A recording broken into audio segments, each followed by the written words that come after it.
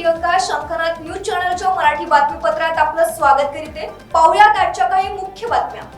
हिवाळी अधिवेशनात तसेच मागील 52 दिवसांपासून अंगणवाडी सेविकांचे आंदोलन सुरू आहे। आज नागपूर येथे उपमुख्यमंत्री अजित पवार यांच्या विजयगड शासकीय बंगल्याबाहेर अंगणवाडी सेविकांनी घेराव घालण्याचा प्रयत्न केला। कडक पोलीस बंदोबस्त आधीच तैनात असल्याने मग उपमुख्यमंत्री कार्यालयासमोर आंदोलन सुरू केले। अजित पवार यांच्या शासकीय बंगल्याची सुरक्षा देखील वाढविण्यात आली आहे।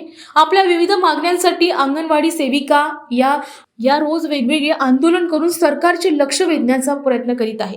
मात्र सरकार आमच्या मागण्यांकडे दुर्लक्ष करून टाळाटाळ करत असल्याचा आरोप आंदोलनकर्त्यांनी व्यक्त केला।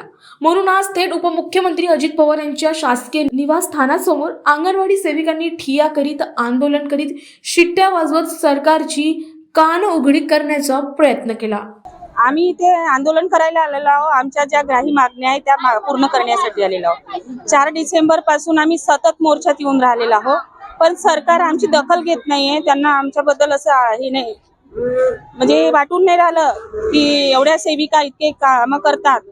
आम्ही देशाचा नागरिक घडवतो, पण आमचे लेकरं रस्त्यावर आलेले आहे। आमच्या लेकरांचं शिक्षण नाही होऊन राहिलेलं आहे। एवढ्या 10,000 आणि 5,000 आम्ही मुलं नाही शिकवू शकत। आमच्याकडे विधवा, परिपक्व, घटस्फोटी सगळ्यात जास्त लागलेल्या सेविका आहे, मदतनीस आहे। त्यांच्या घरी त्यांचा दुसरा कोणताही मार्ग नाही। बिचाऱ्या अंगणवाडीचं काम करून बाहेर काम करण्यासाठी मजबूर होऊन गेल्या। पण आमचा जॉबच असा आहे की आम्हाला हे म्हणतात गव्हर्नमेंट 5-6 घंटे आहे, पण आमचा जॉब हा 24 तासाचा आहे। आम्हाला कधीही फोन येते, कोणाच लाभार्थ्याचा फोन येते, त्यांचं वजन, उंची सगळं रेकॉर्ड आम्हाला ठेवावं लागतं। आम्ही वजन, उंची वगैरे सगळं काढून देतो गव्हर्नमेंटला, आणि पूर्ण काय म्हणते बा, तरीही गव्हर्नमेंट आमच्या मानधनात वाढ करत नाहीये। आम्हाला आता 26,000 वेतन पाहिजे म्हणजे पाहिजे, त्याच्याशिवाय आम्ही मोर्चा सोडणार नाही, संपात मागं घेणार नाही आणि माघार घेणार नाही, कधीच नाही घेणार जोपर्यंत आमचा 26,000 मानधन होत नाही आणि मदतीसांचा 20,000 मानधन होत नाही।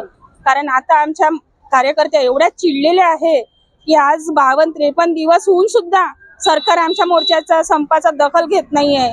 ह्या सरकारला बाकी गोष्टीचा विचार आहे, सगळ्याचं याचं त्याचं पेन्शन वाढ हे करत आहे, मंदिरं बनवत आहे, पण आमची दखल कधी घेणार आहे? घ्या ना तुम्ही, आस्थेची भावना करत आहे, पण महिलांचं शोषण का करत आहे तुम्ही?